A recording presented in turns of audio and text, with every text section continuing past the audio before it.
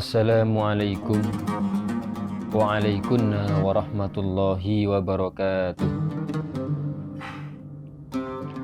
Bismillahirrahmanirrahim. Alhamdulillahilladzi atana bil wahidiyati bi fadli rabbina. Ya sayyidi salatu wassalamu alaika ya ra'ufu ya rahimu. Wal alikat tusri'atil hawaiju fikal hudar ridal futuhul faruju. Angdal musyafa'u safi'u swa'lana ingdal karimi abada wa rabbina. Ya ayyuhal ghawthu salamullah alaika rabbini bi'idnillah. Wangdur ilayya sayyidi binanurah musilatin lil hadratin aliyah. Amma ba'd. Kepada para pemirsa channel YouTube Mahasiswa Wahidiyah dimanapun Anda berada, yang mudah-mudahan selalu dirahmati Allah Subhanahu wa Ta'ala, khususnya dalam bulan yang penuh barokah ini, bulan suci Ramadan. Sedikit kita mengingat firman Allah Subhanahu wa Ta'ala yang tertulis dalam surat Al-Ahzab ayat 56. A'udzu billahi minasyaitonir rajim. Bismillahirrahmanirrahim.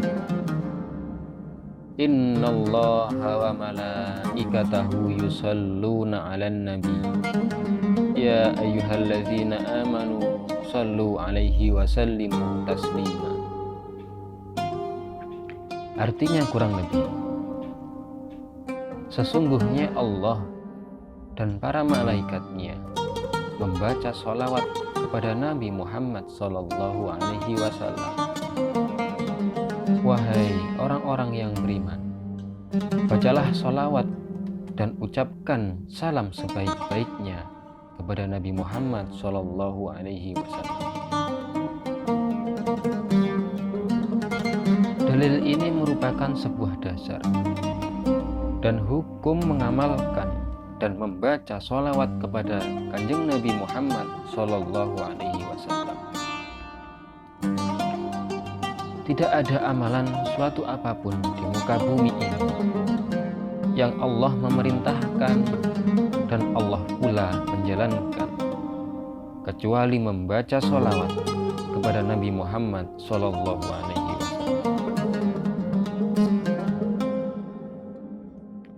Sholawat dari Allah Subhanahu wa Ta'ala kepada Nabi Muhammad Sallallahu Alaihi Wasallam berupa penambahan rahmat dan kemuliaan, rahmat ta'zim.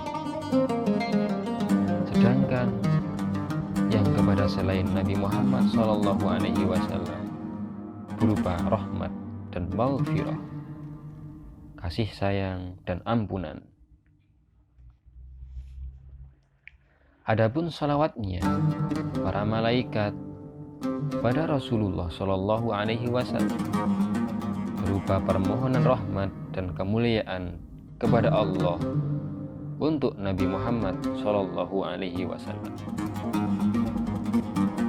Sedangkan bacaan salawat para malaikat kepada selain Rasulullah Shallallahu Alaihi Wasallam berupa permohonan rahmat dan maghfirah, permohonan kasih sayang dan ampunan. Mengenai kedudukan, hukumnya membaca sholawat kepada Nabi Muhammad Sallallahu Alaihi Wasallam. Ada beberapa pendapat dari para ulama. Ada yang mengatakan wajib bil ijmali, ada yang mengatakan wajib satu kali dalam hidup ini, dan ada yang berpendapat sunnah. Namun pendapat yang paling masyhur adalah sunnah muakkad, sunnah yang sangat dianjurkan. Akan tetapi bacaan sholawat pada tahiyat akhir dalam sholat hukumnya menjadi wajib, oleh karena termasuk rukun sholat. Bagi kita para pengamal sholawat wahidiyah dan umumnya kita kaum mukmin dan muslimin, di samping memperhatikan pendapat para ulama tentang kedudukan hukumnya membaca sholawat kepada Nabi Muhammad SAW seperti di atas, yang lebih penting lagi adalah menyadari atau merasa dalam hati dengan perasaan yang tulus dan konsekuen bahwa membaca sholawat kepada Kanjeng Nabi Muhammad SAW itu adalah merupakan keharusan budi nurani tiap-tiap manusia, lebih-lebih kita kaum mukmin. Sebab pertama, kita diperintah oleh Allah Subhanahu wa Ta'ala seperti ayat tersebut di atas. Kedua, kita semua berhutang budi kepada Kanjeng Nabi Muhammad SAW yang tidak terbilang banyak dan besarnya, dhahiran wa batinan, syar'an wa hakikotan, dan lain sebagainya. Ketiga, faedah dan manfaatnya membaca sholawat tersebut kembali kepada yang membaca.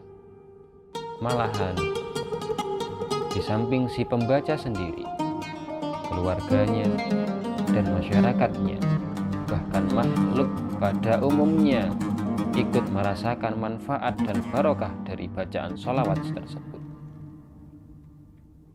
Manfaat dan barokah yang luas sekali, baik untuk kepentingan di dunianya maupun untuk kepentingan di akhirat, manfaat lahiri dan manfaat batini, manfaat material dan manfaat spiritual.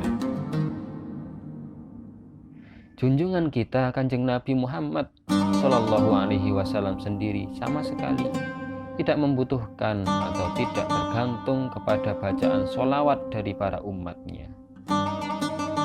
Adanya perintah membaca sholawat ini justru membuahkan manfaat bagi umat untuk mengangkat derajatnya para umat, untuk meningkatkan iman, takwa, dan mahabbah para umat kepada Allah Subhanahu wa Ta'ala wa Rasulihi Sallallahu Alaihi Wasallam.